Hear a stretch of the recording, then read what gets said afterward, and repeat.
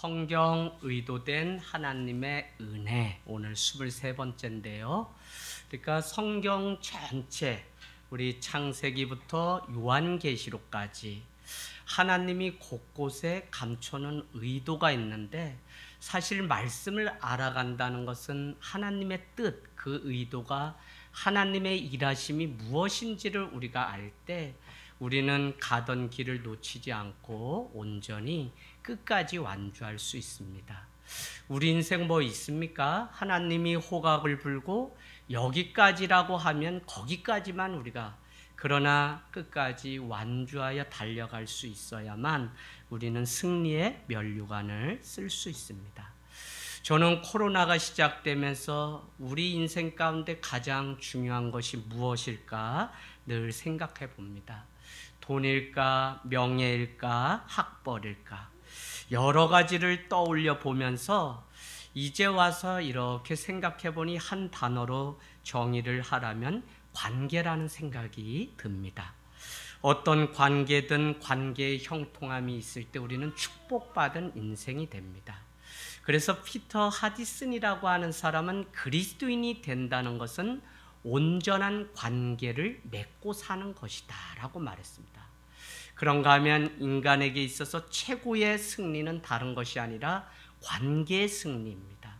살아보니 어떻습니까? 우리의 관계가 어디가 어그러지고 무너지면 우리는 모든 것을 얻고 모든 것을 먹어도 맛이 있는 줄도 모르고 잠을 자도 평안하지 않은 것을 보면, 관계 속에서 우리가 인정받고 서로 인정하면서 살아가는 그 관계가 얼마나 우리의 삶을 행복으로 이끄는지 모른다는 것입니다.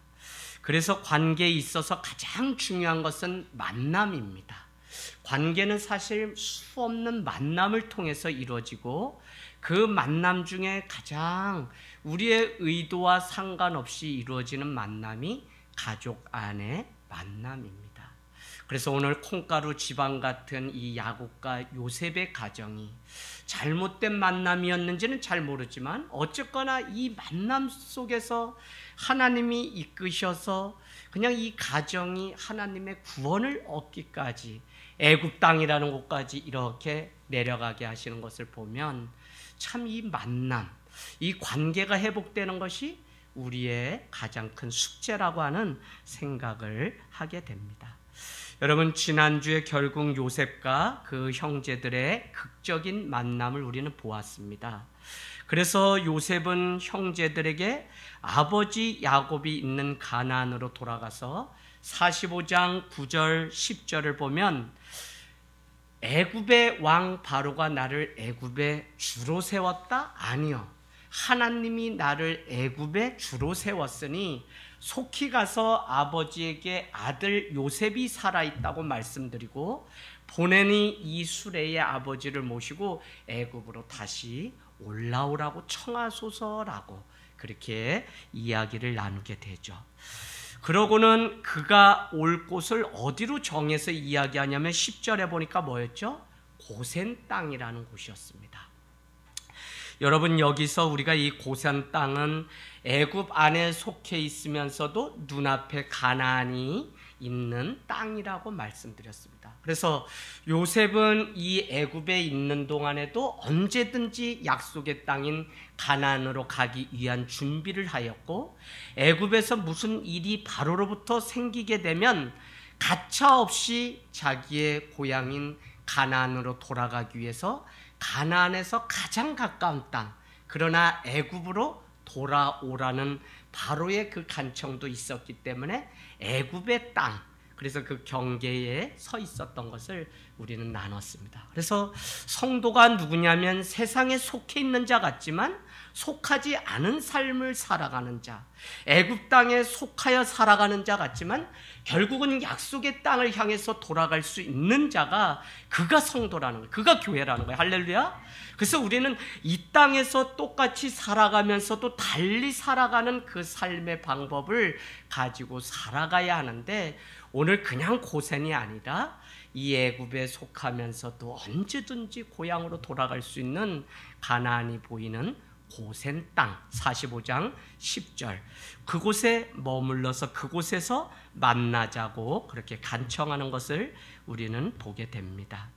여러분, 똑같이 세상 속에 살아가지만 믿는 성도의 삶은 분명히 다른 것입니다. 그래서 그리스도인이라고 불려짐을 당하였다고 하는 이 안디옥 교회에 흩어진 초대 교회 교인들은 스스로를 그리스도인이라고 말한 적이 없어요.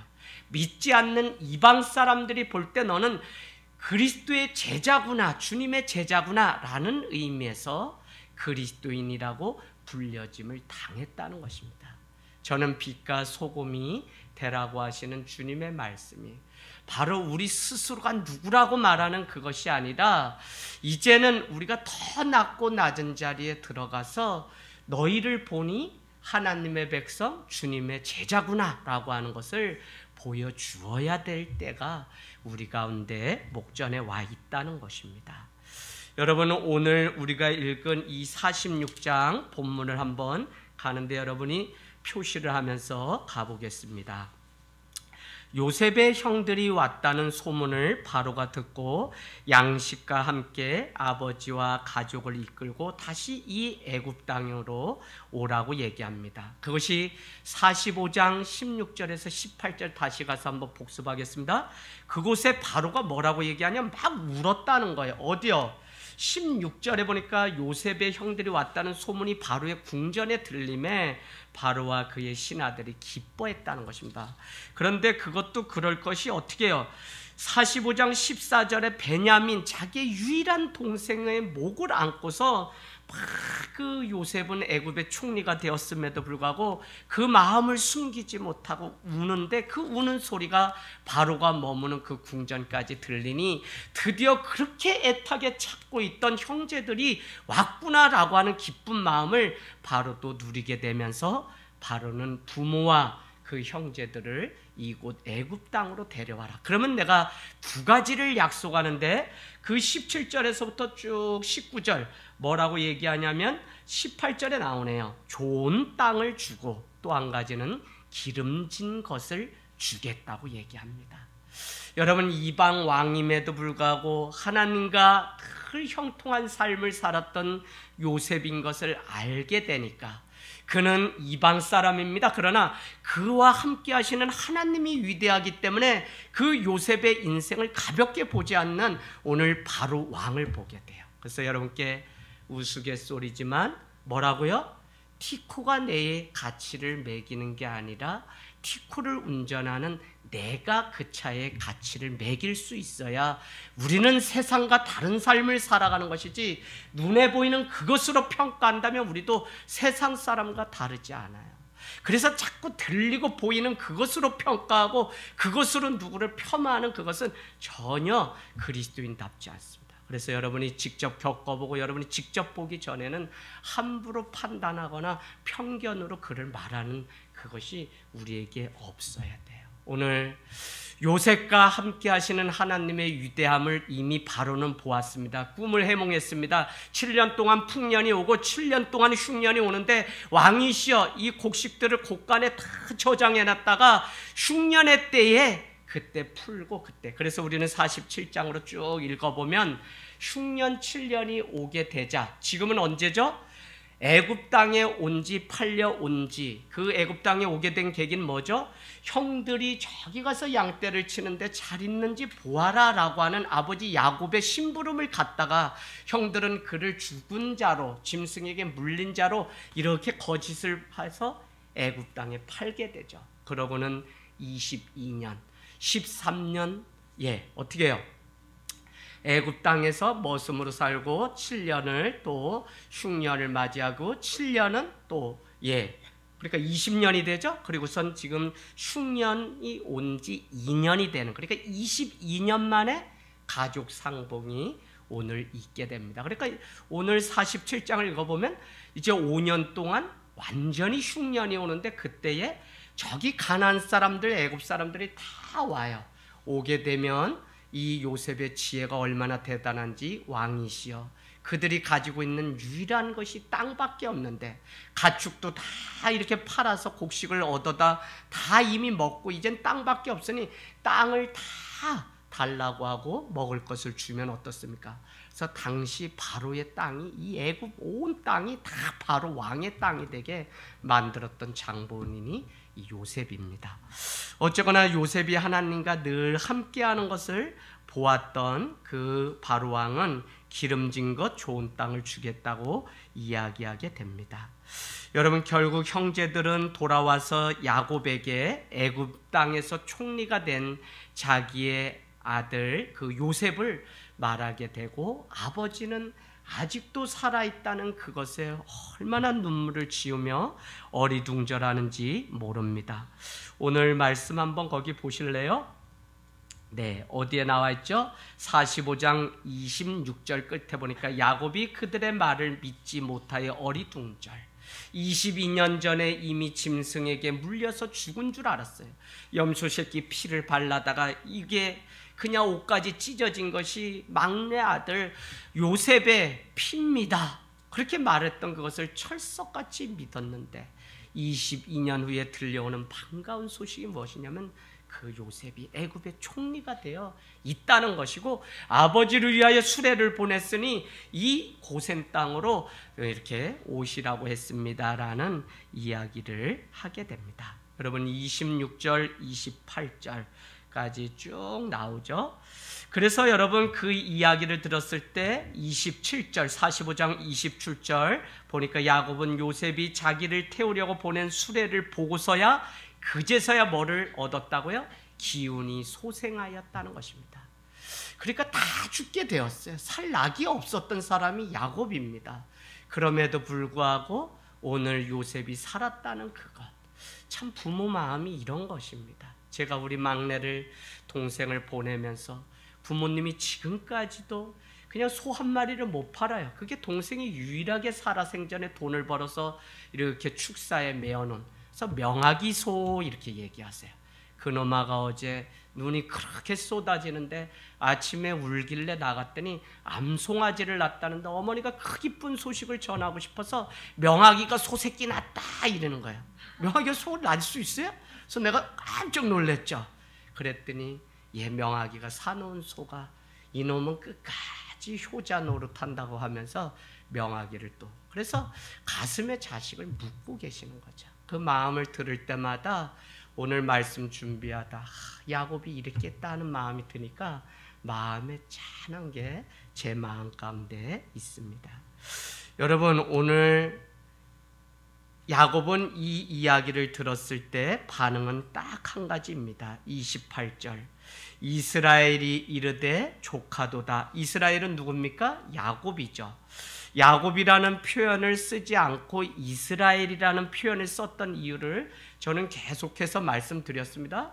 발꿈치였던 야곱이 아니라 이스라엘이라고 쓴 것은, 이스라엘은 하나님의 일을 위해서 하나님의 언약 백성이라는 이름으로 이스라엘, 승리자라는 이름을 써서 오늘 이와 같이 벌어진 모든 과정은 사실 그냥 된 것이 아니라 큰 민족을 이루고 큰 구원을 이루고자 하시는 하나님의 언약의 말씀이 이스라엘을 통해서 이루어지고 있기 때문에 야곱이라고 부르지 않고 이스라엘이라고 이렇게 말씀하는데, 이스라엘은 오늘 첫 표현이 뭐냐? 조카다는 것입니다. 내 생전에 살아있는 아들 요셉의 이야기를 들었으니 42장 28절에 난 이제 조카다. 여기서 죽어도 나는 아무 여한이 없다는 고백을 하고 있는 아버지의 이 심정을 들으면 참 우리의 삶이라고 하는 것은 언제든지 어디서 부르든지 조카다라고 하는, 만족한다고 하는 이 고백이 우리의 고백이 되기를 원합니다.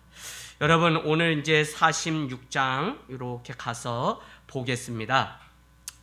요셉은 어쨌거나 아버지를 청하고 요셉이 살아있다는 이야기를 듣고 아버지는 그 자기 약속의 땅 가나안을 떠나지 않을 것 같았는데 이방 땅 그곳에 나이가 늙어서 모든 가축을 앞세우고 처자식을 데리고 요셉이 있는 그곳으로 떠나게 됩니다.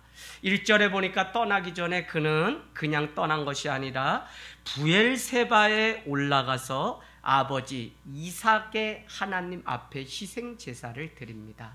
여러분, 부엘세바가 어디입니까? 부엘세바는 그냥 블레셋 사람들이 와서 이삭이 우물을 파면 그냥 막아요. 그래서 부엘세바에 가서 또 우물을 팠더니 창세기 26장에 보면 그의 수확이 100배나 되었다는 거예요. 그죠? 그래서 여러분, 하나님이 여기 계시다고 하는 그 고백을 드렸던 곳이 이삭의 하나님이 우물을 팠던 부엘세바. 그런가 하면 아브라함은 어디가 가장 성지죠? 어디예요? 아브라함. 네. 네. 그냥 그래요. 그래서 말씀 막 알아야 돼요. 그래서 한국 교인들이 말씀 10%도 몰라요. 제가 그게 사명이에요. 말씀 아는 것 같은데 몰라요. 아브라함은 갈 때마다 어디에다가 제단을 쌓았죠? 헤브론 마물의 상수리 나무 아래. 헤브론은 무슨 뜻이에요? 뜨거운. 마물에는 교제의 자리. 그러니까 아브라함은 믿음의 조상이었던 게 그는 옮겨지는 자리마다 마물의 헤브론 상수리 나무 아래서 하나님과의 뜨거운 교제 자리. 그래서 아브라함은 헤브론이 그에게는 성지와 같은 곳이고 이삭은 부엘세바. 야곱은 어디죠? 야곱. 네, 다 알면 박사 됐죠? 베델. 그래서 정말 이 길 광야에서 그냥 그가 천사가 오르락 내리락 하는 것을 돌베개 베고 자다가 야곱은 베델에서 여기야말로 하나님이 계시는구나 해서 하나님의 집이라고 하는 베델이라고 이름을 짓게 됩니다. 어쨌거나 오늘 야곱은 애굽으로 떠나가기 전에 반드시 한 것이 뭐냐면 아버지 이삭과 함께했던 그 장소 부엘세바에 가서 하나님 앞에 희생 제사를 드리게 됩니다. 그랬더니 가차없이 그 밤에 야곱아 야곱아라고 부르는 이스라엘을 향해서 부르는 음성이 들려옵니다. 그랬더니 2절에는 이 야곱 이스라엘이 뭐라고 얘기하죠? 주님 내가 여기 있나이다라고 고백해요. 여러분, 사무엘, 아브람, 모세, 이사야 다 하나님이 불렀을 때 주님 내가 여기 있나이다. 이사야서 주님 내가 여기 있나이다. 나를 보내소서라고 고백합니다. 성도는 항상 깨어서 주의 말씀과 같이 있을 때 주님 내가 여기 있나이다 늘 고백해요. 지금 코로나 기간에 다 잠자도 되는 줄 알고 그냥 다 자니까 다 쉬니까 그냥 아유 더 자지 뭐 그냥 내 이불 깔고 사는 사람이 얼마나 많은지 영적으로 완전히 한국교회 지금 그냥 다 걸러내는 중입니다. 그런 때에도 모여서 예배하고 하나님 아니면 주일날 말씀드렸죠? 바디메오가 주님만을 주목하여 바라봄으로 사람들이 예수님 괴롭히지 말라 아니 가만히 있으라고 하지만 다시 말씀드리니 나를 불쌍히 여기소서. 그때 예수님이 그 소리를 듣고 내가 너를 위하여 무엇을 해주길 원하냐라고 할 때 뭐라고 했어요? 주여 나를 불쌍히 여기소서 내가 보기를 원합니다라고 했을 때 예수님은 그의 눈을 뜨게 해주었다고요. 여러분 무슨 이면 최면 다 따지면서 언제 믿음 생활하고 언제 깨어서 교회가 예수신앙 예수정신 가운데 깨어서 그 오실 주님을 기다리는 공동체가 그냥 넋을 놓고 맨날 만둣국만 끓여 먹고 안흥 찐빵만 먹다가 주님 오신 줄도 모르고 주님은 오셨어요. 근데 주님 언제 오신지 모르니까 매일 그냥 주님 언제 오시나 기다려요. 누가야 한국교회 예배가 그래요.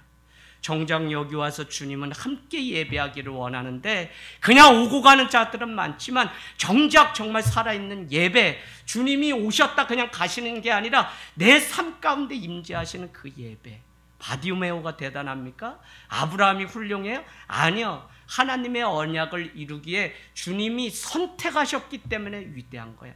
하나님이 임재하시기 때문에 그곳이 베델인 것이지 아무것도 거룩한 것도 없습니다. 다만 하나님이 내 삶 가운데 찾아오시고 내 삶이 주님 앞에 이 문제가 발견되면 거기에 생명이 있는 것입니다. 할렐루야.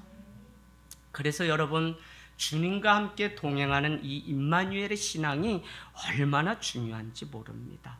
그럼에도 불구하고 우리는 잘 아는 것처럼 사무엘 상봄에 엘리 대제사장은 대제사장인데도 눈이 깜깜하고 침침해서 저를 부르셨습니까? 누가 사무엘이 그러는데 아유 안 불렀어 얼른 가서 자라. 3번이나 부르니까 그제서야 뭐라면 하나님이 부르셨는가 보다. 엘리 대제사장이 고모양이니 아들 홈리와 비니아스가 언약궤를 지키라는 그 10계명이 든 법궤를 지키다 쿨쿨 잘고 제사를 지내는 그 고기에 갈고리를 넣어서 먼저 먹고 그 주변에 있는 창녀들과 몸을 섞어하는 일로 결국은 언약궤를 빼앗기고 이 언약궤가 저기로 가게 되고 다고 신상이 다 무너지게 되면서 전나는 소를 에다가 이 법궤를 벳세메스로 보내는 장면을 우리는 알고 있습니다. 여러분 깨어있는 사람은 언제든지 주님 내가 여기 있습니다. 나를 보내소서라고 고백할 수 있어야 돼요. 사무엘은 사무엘아 사무엘아 야 사울아 사울아 라고 부르니까 뭐라 그래? 깨어있지 않잖아요. 그러니까 사도행전 9장에 보면 얘 왜 나를 부르세요? 그러니까 내가 핍박하는 예수다. 근데 그 9장에 똑같이 누가 나오냐면 아나니아가 나옵니다. 아나니아야 아나니아야 주님 내가 여기 있나이다. 뭐라고 얘기하죠? 저기 다소 직가라는 곳에 사울이 있으니 그가 3일째 먹지 못하고 쓰러졌는데 그를 안수하여 이렇게 세우라고 할 때 그는 아나니아는 주님 내가 가서 그 일을 감당함으로 역사의 무대 위에 주인공으로 바울을 세우게 됩니다. 여러분 하나님의 나라는 멈춰있지 않아요. 하나님의 일은 지금도 계속되고요. 지금도 깨어있는 사람들이 있다면 그곳에 하나님의 일들은 계속 써져요. 이것을 모르니까 계속 이러고 저러고 가는 거지 하나님의 일은요 뭐 여기 하늘땅교회 왜 사람들이 와요? 아유 벌써 뭐 우리 목사님도 계시지만 매주 한 사람씩 그러니까 또 엄청나게 많이 오는 것 같다 그죠? 우리끼리만 얘기해요 그냥 예. 근데 여러분 있는 성도님들도 이렇게 하기가 어려운데 아니 가진 않고 그래도 한 사람 오면 그죠? 우리는 올해 농사 많이 지은 거예요 벌써. 성도들을 하나님이 준비시키셔서 보내요. 근데 단 한 가지 제가 여기 우리 집사님이랑 다 감사해요. 왜? 온라인 예배 3주 이렇게 하는데 어느 날 목사님 그래도 우리는 기도해요. 목사 기도까지는 막지 말고요. 기도는 그래도 몇 사람이 다시 돌아오든지 영적인 분위기 우리가 깨지지 않고 지키면 좋겠어요. 제가 기도하면서 맞다 그게. 집사님 우리 내일부터 다시 기도회는 해요.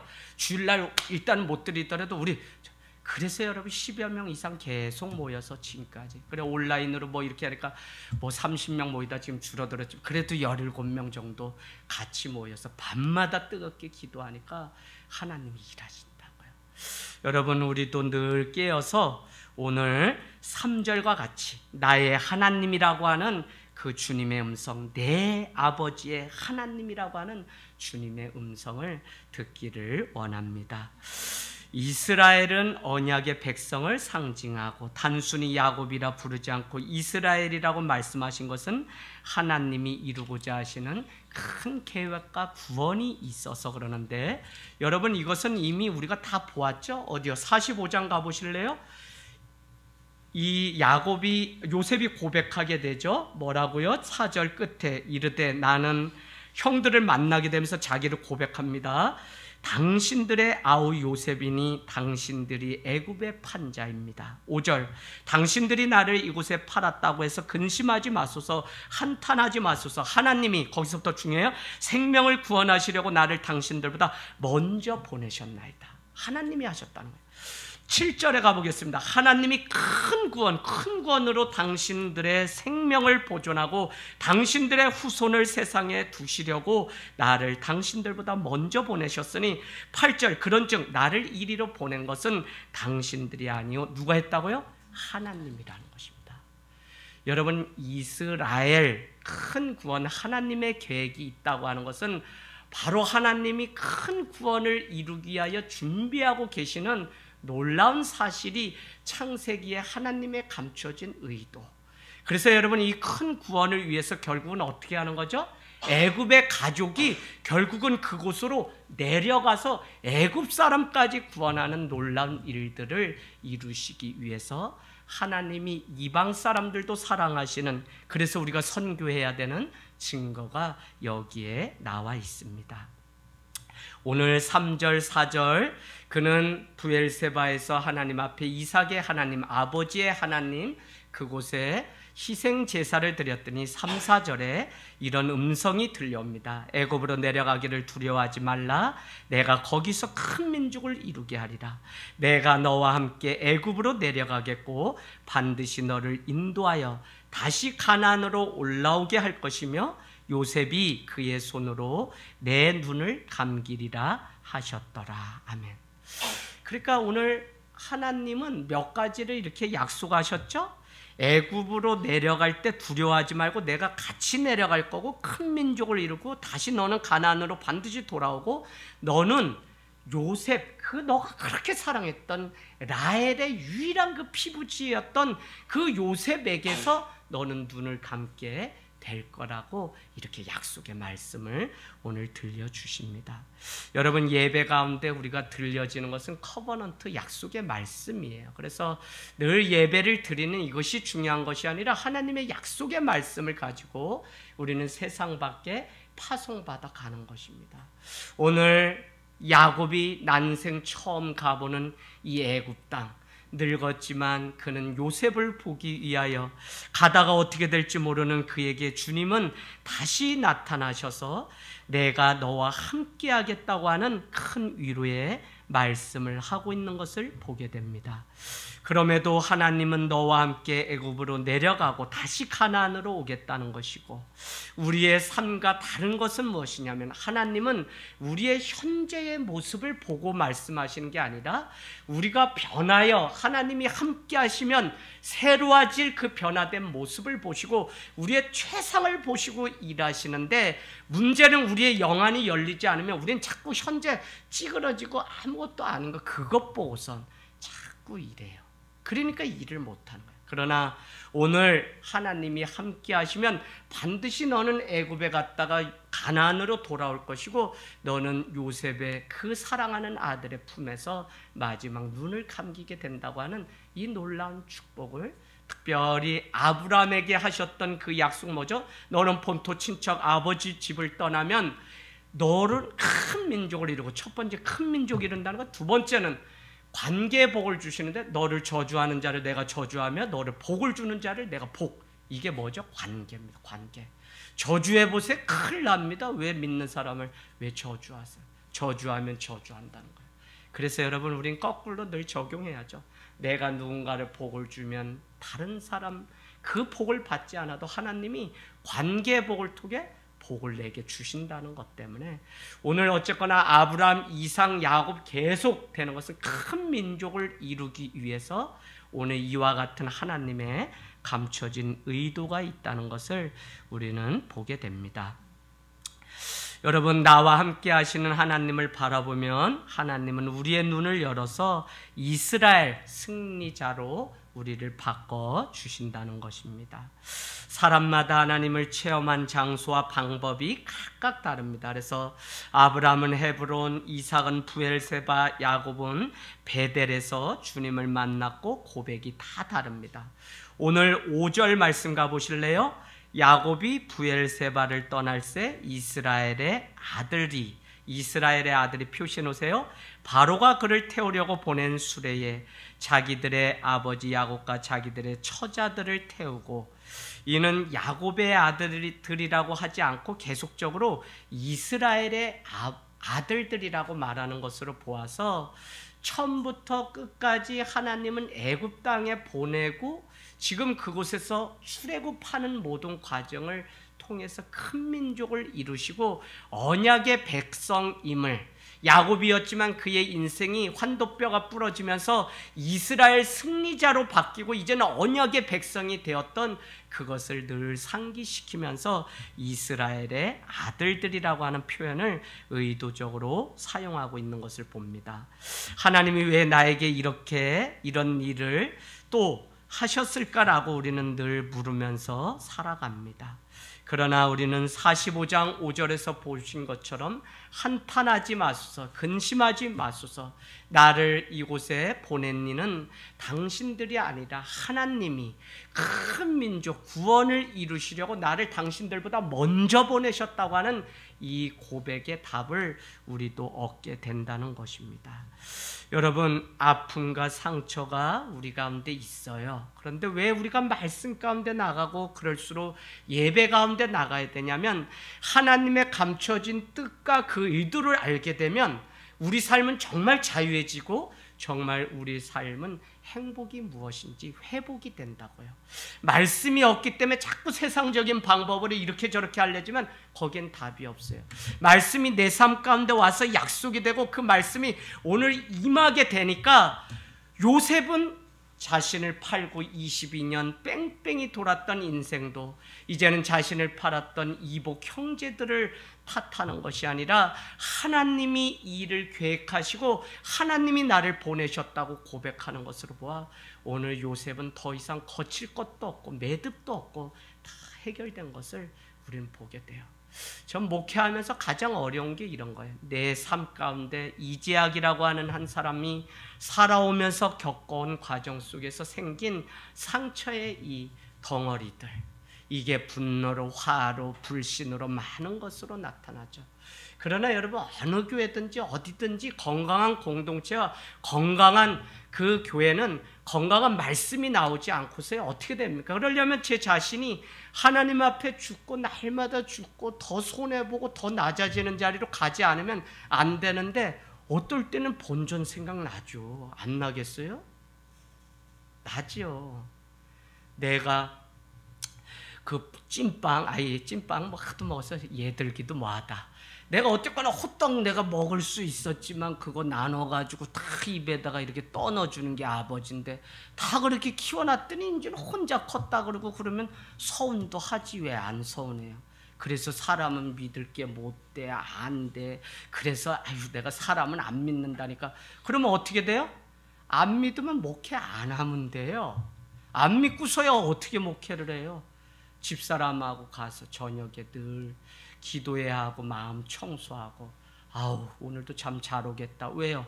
그냥 요게 조금씩 손톱만큼 쌓아 올리려고. 난 깜짝 놀랐다. 내 주일날 그냥 얘기한 게 아니라니까요.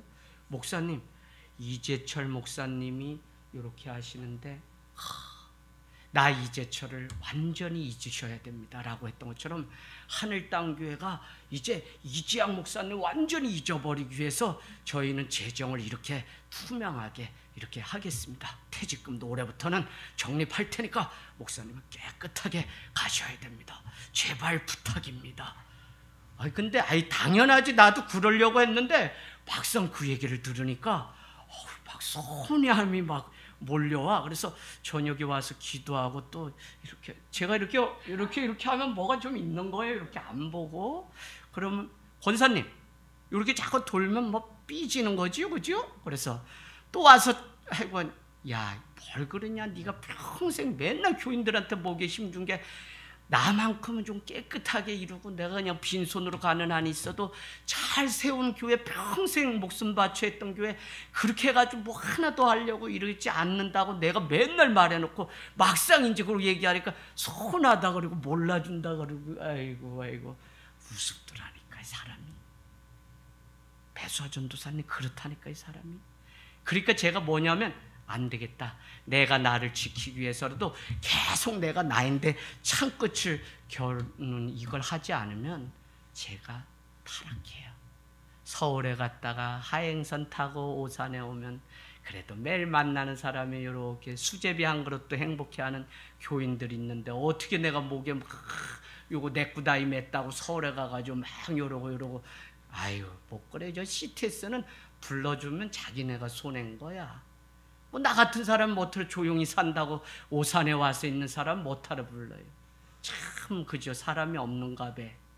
나는 어차피 내려올 곳이 여기 오산인데. 다현이 할렐루야. 다현이 너 오산 떠날 거야? 나랑 있자. 오산 온 게 오산이 아닌 거를 우리 확실히 좀 보여줘야 돼요. 자, 그래서 어쨌거나 오늘 그 말씀이 임하니까 요셉은 상처가 다 회복되어서 하나님의 의도가 여기에 있었구나. 하나님이 나를 눈물 짓게 하고 고통. 그래서 여러분 정체봉이라고 하는, 지금은 고인이 되었지만 상처 없는 새가 어디 있으랴라고 하는 동화의 내용에 이런 구절이 있어요. 저기 높은 절벽에 몇 마리의 새가 독수리가 모여서 이렇게 뭐라고 이렇게 하는데, 그 얘기를 가만히 영독수리가 가서 들어보니까 이거는 날기 시합 때 난 상처고, 요거는 저기 모진 바람에 찢어진 상처고, 요거는 어미 독수리가 나를, 요거는 친구들과 서로 먹이를 먼저 먹으려고 하다가 핥힌 상처라고 하면서, 이렇게 사느니 차라리 죽는 게 낫다고 독수리들도 자살하려고 준비하고 있더래요. 그래서 영독수리가 그 얘기를 듣고 찾아가서 너희 왜 그러니 하니까 이런 이야기를 하는 거예요. 영독수리가 야 그러면서 자기의 날개를 쭉 피니까 여기저기에 상처의 흔적들이 엄청 많더라고요. 야, 나는 상처가 없을 것 같니? 이 땅에 살아간다는 건 더 많은 상처를 가지고 살아가는 거다. 여러분, 그래요. 그러나 그 상처를 상처로 여기지 않는 이유는 무엇이냐면, 주님이 그 가운데서 하시고자 하시는 분명한 뜻이 있고 의도가 있다는 사실을 우리는 알기 때문에 오늘 주저앉는 것이 아니라 하나님이 하실 일들을 보고 하나님의 그 일들을 이룩하는 것입니다. 할렐루야. 저는 참 이게 세상을 살아가는 믿음의 사람들이 다른 모습 같아요. 미흡고 상처 주면 원망하고 찢고 뭐 이러면 우리도 똑같지. 근데 그냥 여러분, 오늘 살아가는 순간마다 우리는 우리를 부르신 주님의 목적을 늘 기억해야 됩니다. 베드로전서 2장 9절에 보면 택하신 족속, 왕같은 제사장, 거룩한 나라, 하나님의 소유된 백성. 그 이유를 2장 9절은 어두운 데서 불러내어 기이한 빛에 들어가게 하신 이에 아름다운 덕을 선포하게 하려고, 전도하고 선포하고 선교하게 하려고 우리를 왕같은 제사장으로 족속으로 삼아 주셨다는 것입니다. 저 이게 분명하게 제 마음에 있으니까 교회가 그냥 뭐 가장 해마다 욕심내는 게 뭐냐면 선교비가 늘어나는 거. 그래서 올해도 이 작은 교회가 3천만 원대 이렇게 된 걸 보고서 올 한 해는 한 4천만 원까지 해서 우리가 정말 주변에 도와야 되고, 뭐 선교사님들 한국에 다 돌아와서 저에게 어제 저녁에도 목사님 사실 저 안성에 와서 격리 중입니다. 외로우니까 어디 뭐 만나자고도 못하니까 선교사님 뭐 잘못이에요? 평생 복음 전했는데. 그럼 우리가 그런 분들 좀 끌어안고 함께 할 수 있는 은혜가 있기를 원합니다. 여러분, 오늘 큰 민족 큰 구원을 이루기 위해서 오늘 여기에 우리가 부름받고 오늘 여기에 우리가 서 있는 것입니다. 교회라고 하는, 에클레시아라고 하는 단어는 흩어진 나그네들, 세상 가운데 있는 자들을 불러내서 여기에 모아놓은 것이 에클레시아. 그러니까 의미는 무엇이냐면, 내가 내 발로 온 것이 교회가 아니라 하나님이 세상 가운데 우리를 구별해서 불려짐을 당했다. 그 말의 원뜻을 더 연구해 보면 하나님이 그곳에 심어 놓았다는 의미가 있어요. 교회는 여러분 하나님이 심어 놓으셨기 때문에 오늘 여기에, 나를 이 가정에 이 남자를 만나서 심어 놓았기 때문에 있는 거지. 여러분, 우리가 이 하나님의 거대한 구원의 이 일들을 알지 못하면 내가 여기 왜 있나, 미쳤지, 돌았지, 삥 돌았지, 또라이지, 별 욕을 다 해요. 그게 아니라고 하나님이 계획이 있으셔서 나를 요 남자 만나게 하시고 요 가정으로.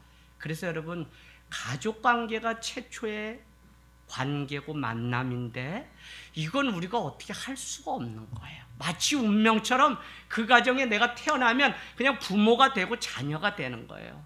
그래서 우리는 그 안에서 움직일 수 없는 상황 속에서도 하나님이 그 안에서 무엇을 원하시기에 이 가정에 나를 보냈는지. 제가 여러분 29년 이상을 매주 이 설교를 요약하고 주보를 그냥 비나이다 하면서 태어난 아들이 저라고 해서 누이 셋 다음에 절간든 아들미 그런데다 어머니가 얼마나 불심이 깊은지 동네 사람들 다 치악산 상원사에 데려다 놨으니 기아장에 가보면 다 뭐 손상기 뭐 박종철 김종철 다 우리 동네 사람들이야. 엄마가 1등 공신인데 아들이 아무리 목사가 됐다고 아유 안 되죠. 그러면 동네 사람들은 돌 맞아 죽어요. 그 어머니가 매일 눈치 보다가 막내 아들 살리려고 그렇게 결국은 여러분 하나님이 저희 집을 이 일을 통해서 8남매 이제 7남매죠. 다 예수 믿고 사역자가 벌써 3명이 되게 하시더라고요. 큰 누님도 개척할 때 우리 교회 다 올 수 있는데 목사님이 우리 권사님은 보내면 안 됩니다. 목사님 제가 선교비 보낼 테니까 누님은 데려가지 마세요. 그래서 가족이 모여서 같이 하면 맨날 싸우고 골아퍼요. 저는 싫어요. 안 데려갑니다 했더니 목사님 지금까지도 선교비를 보내오시는데 누님이 그냥 개척을 미뤘더니 유방암이 판정이 처음 나서 내가 누나가 우리 엄마인데 누나한테 빚을 갚으려면 어느 교회에 담임 목사 자리 있었지만 갈 수가 없어요. 그래서 개척을 더 서둘러서 하게 되는데 5년을 모시고 삼성의료원에 계속 큰 누님을 그렇게 했더니 누님을 또 감신대학원에 보내줘서 전도사로 이렇게 사역하게 교회에서 또 해줘서 누님까지 그래 또 우리 9까지 그래서 그냥 비나이다로 태어났는데 이제는 하나님 앞에 기도하고 주의 종들이 세워지는 거 보면서 참 하나님의 이 오묘한 방식은 아무도 모르겠어요. 그래서 참 다만 우리는 믿음으로 그냥 시험 들지 않고 올곧게 하나님의 큰 구원의 길을 향해서 믿음으로 가는 일만 우리가 하는 일이지 우린 내일 일도 모르고 그러나 분명한 것은 마지막 때 하나님이 무엇이 복음이고 진리인지 하나님의 큰 구원이 무엇인지 다 드러내서 보이시기 때문에 믿음이 우리에게 더 필요하다는 사실을 우리는 깨닫게 됩니다. 여러분 오늘 6절 7절 애굽으로 갔더라라고 하는 표현이 계속적으로 나옵니다. 그러니까 애굽으로 계속 간 거예요. 그래서 그 요셉이 기다리고 있는 그곳에 야곱이 가게 됩니다. 그러나 애굽으로 간 이것은 하나님의 의도가 있고 큰 민족을 이루려고 여러분이 이것을 정확히 아시려면 출애굽기로 얼른 가보겠습니다. 출애굽기 1장 5절 벌써 가면 무슨 표현이 있냐면 야곱의 허리에서 나온 사람이 모두 70인이었다고 얘기하고요.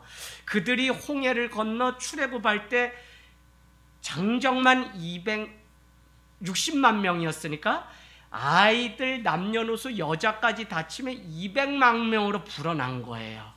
그러니 그 5절 말씀 1장 5절 출애굽기입니다. 야곱의 허리에서 나온 사람이 모두 70 거기에 동그라미 치세요. 요셉은 애굽에 있었더라 이렇게 되죠. 7절도 동그라미 치세요. 1장 7절 이스라엘 자손은 생육하고 불어나 번성하고 매우 강하여 온 땅에 가득하게 되었더라. 그렇죠? 그러니 지금 두려워하는 사람은 애굽 사람입니다. 10절 가겠습니다.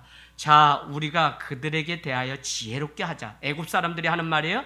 두렵건대 그들이 더 많게 되면 전쟁이 일어날 때 우리 대적과 합하여 우리와 싸우고 이 땅에서 나갈까 하노라 하고 감독들을 세워서 그들 위에 세워서 그들에게 무거운 짐을 지어 괴롭게 하여 라고 10절에 있죠. 12절 가보겠습니다. 그러나 학대를 받으면 받을수록 더욱 번성하여 퍼져가니 애굽 사람이 이스라엘 자손으로 말미암아 근심하게 되었다는 것입니다. 여러분 지금은 알 수 없지만 모든 것이 하나님이 큰 민족 큰 구원을 이루심이 이와 같이 다 드러나는 것입니다. 저는 교회는 이 길을 가는 것 주님과 함께 가는 길이 곧 큰 구원의 길이라는 이것을 세상 가운데 보여주고 선포하는 곳이라고 믿는 것입니다. 다 그만두고 안 된다고 할 때도 깨어있는 성도는 큰 구원을 이루는 작은 천이 되어 출발하는 것입니다.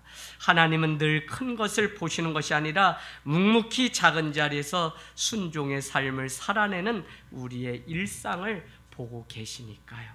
여러분 큰 구원은 결국 영혼 하나로부터 우리의 가정에서 내 가정에서부터 시작하는 것을 우리가 아셔야 됩니다. 그러고는 오늘 8절에서 27절까지 애굽으로 내려간 이스라엘의 야곱의 그 가족들 그 뿌리 족보를 기록해 놓았습니다. 거기에 여러분은 이렇게 써놓으실래요? 생명의 족보. 여러분은 족보가 이렇게 기록되어 있으면 반드시 죽음의 족보가 있고 생명의 족보가 있는지 잘 구분하셔야 돼요. 죽음의 족보는 그가 열조에게로 돌아갔더라, 죽었더라, 끝이 났더라로 끝납니다. 그러나 예수님의 족보는 생명의 족보인데 누가 누구를 낳고는 생명의 족보입니다. 역대기 상하부터 많은 족보들이 계속적으로 기록되어 있습니다. 에녹이 누구를 낳았다는 것입니다. 낳았다는 것은 생명의 족보. 그래서 오늘 여기에 8절에서 27절까지 기록된 것은 사실 읽어보면 생명의 족보, 생명책에 기록된 영혼들의 이름들이 기록되어 있는 것을 보게 되고, 일일이 한 사람 한 사람 다 언급하지 않아도 우리도 이와 같이 생명의 족보를 준비하는 믿음의 사람이 돼야 돼요. 그래서 우리를 먼저 믿게 하신 이유는 다른 게 아니라 영혼들을 생명의 족보에 기록되게 하려고 그 집의 며느리가 되게 하고 아내가 되게 하고 또 그 집의 남편이 되게 하고 또 그 구렁텅이 정말 먼지 나는 그곳에 1세대가 되어서 믿음의 첫사람으로 그곳에 하나님이 고통 가운데 있지만 세워가시는 그 일들을 우리는 보게 됩니다. 여러분, 이제 말씀 마치면서 28절로 가도록 하겠습니다. 28절, 고센 땅에 도착한 야곱은 요셉에게 유다를 먼저 보내서 자기가 고센 땅에 온 것을 요셉에게 알리게 합니다. 29절에 요셉은 고센 땅에 찾아와서 아버지 야곱과 목을 껴안고 한참 울게 됩니다. 이때 이스라엘이 요셉에게 고백합니다. 아버지 야곱이 요셉에게 고백합니다. 내가 지금까지 살아있고 내가 내 얼굴을 보았으니 지금 죽어도 조카도다. 또 조카도다 만족하다라고 고백합니다. 여러분, 조카다는 것은 그저 우리가 저기 빌립보서고 에베소서고 나아가면 사도 바울은 항상 기뻐하라 그러고 내가 조카다, 내가 빈부에 처할지라도 조카다 늘 그러는데, 조카다 만족한다는 표현은 사실은 은혜가 우리 안에 충만케 채워질 때 드릴 수 있는 고백입니다. 하나님은 오늘도 어떤 상황 속에서도 조카다, 만족한다, 더 이상. 그래서 주님은 생육하고 번성하고 충만한, 그래서 여러분 또 뭐라 그러죠? 아는 것과 믿는 것의 하나가 되어서 예수 그리스도의 장성한 분량에 충만한 데까지 이르라 그래. 이 충이라고 하는 한문은 뭐죠? 대나무 죽자가 두 개가 이어져 있습니다. 옛날 우리가 한자로 보면 그냥 물을 길러가면 뭐를 하냐면 대나무 그냥 갈고리 엮은 것에 우리가 물을 길러오는 거예요. 처음에는 다 새죠. 그런데 이게 나무가 불면 이제 차게 됩니다. 그래서 틈이 없게 돼요. 그러면 충만하다는 의미는 뭐냐면 그 함 안에 대나무를 엮은 때 이제는 물이 차서 밖으로 흘러 넘치는 거예요. 그래서 여러분은 어떤 인생은 저수지 인생이 있고 어떤 인생은 호수 인생이 있다는 것을 아셔야 됩니다. 갈릴리 바닷가, 갈릴리, 우리는 뭐라 그러죠? 호수라고 부르고요. 사해 바다, 많이 우린 부릅니다. 그런데 호수는 무엇이냐면 물이 어떻게 해요? 네? 네, 물이 이렇게 차서 그냥 그 안에 이렇게 있는 거죠. 썩은 물 된 거예요. 근데 저수지는 찼다 그러면 그냥 어떻게 해요? 논이 있는 벼로 차서 넘치는 거예요. 그래서 여러분, 이렇게 충만하게 채워지지 않으면 결국은 우리의 믿음도 그냥 죽는 겁니다. 그래서 현상유지는 없는 거예요. 내가 지금 왜 이렇게 사냐? 채워지지 않아서 그래요. 여러분, 폴 트립이라고 하는 사람 경외라고 하는 책을 썼는데, 경외라고 하는 책의 요지는 무엇이냐면 우리가 살아가면서 생기는 많은 관계의 이 어려움들이 우리는 저 사람을 잘못 만나서 내가 재수가 없어서 뭐가 어떻게 해서 내 건강이 받쳐주지 않아서 세상적인 이유로 다 찾는다는 거예요. 그러나 폴 트립은 우리가 하나님만을 경외하지 않기 때문에 세상의 모든 일들은 일어난다는 것입니다. 이 사실을 귀 있는 자는 들으십시오. 여러분, 남편과의 관계, 우리의 삶의 관계, 신앙의 관계, 모든 관계가 왜 이렇게 되냐면 충만하게 채워지지 않기 때문에, 하나님만을 경외하지 않기 때문에 이 땅에 이 교회들이 무너지는 거예요. 그래서 우리는 그거를 안타까워하고 그거를 가슴 아파해야 돼요. 원인 다른 데서 찾을 거 없어요. 은혜가 채워지지 않으니까 문제가 되는 거예요. 여러분, 은혜가 채워지지 않으면 사해바다는 고여서 썩는 것처럼 우리도 썩어요. 그래서 날마다 은혜를 갈망하고 은혜가 부어지기를 사모하는 삶이 되기를 원합니다. 여러분, 오늘 고센 땅 그곳으로 이렇게 갔을 때 내가 이제는 죽어도 좋다고 하는 그 고백을 하게 되고, 요셉이 아버지를 만나서 이렇게 묻습니다. 아버지여, 이제 바로에게 내가 이렇게 가서 이야기를 할 건데, 그들은 양을 치는 목축을 하던 자입니다. 어디요? 32절에 목자들입니다 라고 이야기를 할 겁니다. 그리고 이제 아버지가 그 바로왕 앞에 서면 분명히 내 직업이 무엇이냐 33절과 같이 묻게 될 것입니다. 그러면 반드시 목축업을 하는 목자라고 얘기하십시오 라고 다 작전을 짜고 가르쳐 줍니다. 오늘 여러분, 이 바로의 왕궁에서 모세와 같이 훈련을 받았던 요셉은 이 바로와 그 민족의 언어, 문화를 다 알고 있습니다. 특별히 애굽 사람들은 이 목축업을 하는 사람들을 멀리하고 상종하지 않는 특징이 있는 것을 알기 때문에 오늘 요셉이 얼마나 영리하냐면, 목축업을 하고 내가 가축을 기르는 자입니다 라고 하면 바로가 어떻게 한다고요? 바로가 기름진 것과 좋은 땅을 준다고 했지만, 그들은 가만히 보면 어디밖에 없어요? 애굽 사람들이 왕래가 오지 않는 고센 땅 외에는 없는 것입니다. 이제 아시겠어요? 그래서 계속 제가 몇 주 동안 고센 땅 거품 물고 이야기하는데, 고센이라고 하는 뜻은 뭐냐면 땅 중에 좋은 땅, 땅 중에 하나님이 축복하신 땅이라는 뜻이 있어요. 원어의 의미로. 그런데 그것을 영적으로 보지 못하면 거기는 그냥 돌밭이고 척박한 땅이고 쓸모없는 땅입니다. 그래서 오늘 그와 같이 왕에게 이야기를 했더니, 그러면서 이렇게 얘기합니다. 오늘 마지막 34절에 당신들이 고센 땅에 살게 되리이다 라고 그렇게 최종 선언이 나옵니다. 여러분, 오늘 이 고센 땅은 결국 천국으로 이어지는 땅입니다. 왜냐하면 이곳에서 요셉이 오늘 고백하기를 뭐라고 고백하냐면, 자기 인생을 향해서 우리가 잘 아는 것처럼 47장 9절 나그네 길에 연조가 미치지 못하나 내가 험악한 세월을 보내었구나 라고 고백하고 얼마 되지 않아서 이제 147세에 죽게 됩니다. 147세가 어디 나오죠? 28절 가보세요. 47장 28절 야곱이 애굽에 와서 17년을 살았는데 그의 나이가 28절 끝에 보니까 147세가 되면서 그는 죽음을 목전에 두게 됩니다.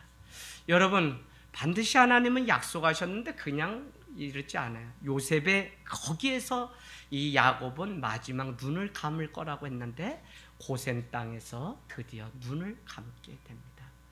저는 오늘 우리가 고센이라고 하는 이 변두리, 아무도 찾지 않는 곳, 땅 중에 좋은 땅, 하나님이 축복한 곳, 사람의 눈에 보기에는 우습고 초라하고 보잘것없습니다. 그러나 하나님이 함께 하시면 그곳이 고센입니다. 우리의 영안이 열려야 이곳은 볼 수 있는 것입니다. 한국교회를 향하여 제가 애통하고 날마다 눈물 흘리는 것은 출애굽하지 않는 것입니다. 여전히 모세가 그 백성을 이끌고 홍해를 건너 가는 중에 우리를 이곳에서 죽이려고 이 고생을 시키냐고 원망하는 이스라엘 백성들의 그 장면, 차라리 그냥 그 애굽 땅에 바로 앞에 있었다면 그냥 고기라도 한번 먹을 수 있을 텐데 왜 우리에게 이 고통을 주냐고 모세를 원망하는 이스라엘 백성. 지금 한국 교회는, 하늘 땅 교회가 정신 차려야 되는 것이 무엇이냐면 다 썩었어요. 다 썩었어요. 정말 하나님이 얼마나 마음 아플까. 뭔 부흥이 일어났다고 그래요. 부흥이 무슨 숫자 많이 물고 뭐 세계 10대 교회 안에 들면 부흥이 나요? 그저 이번 코로나 보니까 다 무너져서 뭐 재산 여해도고 뭐 다 뭐 이제 이 땅이라도 팔아서 유지하냐고 땅 다 내놓고 난리 났습니다. 여러분, 제가 드리려고 하는 말씀은 성도 한 사람이 진짜 하나님의 나라가 돼야지, 눈에 보여지는 그것, 그냥 돼지가 개가 자기가 토해놓은 거 더럽다고 하면서 다시 거기에 눕는 이 출애굽하지 못한 이 시대를 여러분은 보셔야 돼요. 출애굽했으면 완전히 작별해야지 작별을 못하는 거예요. 우리가 다시 그곳이 편하니까 그곳이 다시. 그래서 여러분 이 고센 땅 이곳을 여러분이 바로 보셔야만, 언제든지 하나님이 부르시면 호각 불고 여기까지라고 하면 우리는 가나안 약속의 땅을 향해서 갈 수 있지, 여기에 우리가 발을 딛고 떼지를 못하면 한국교회는 이제 계속 썩고 추락하는 일밖에 남지 않았어요.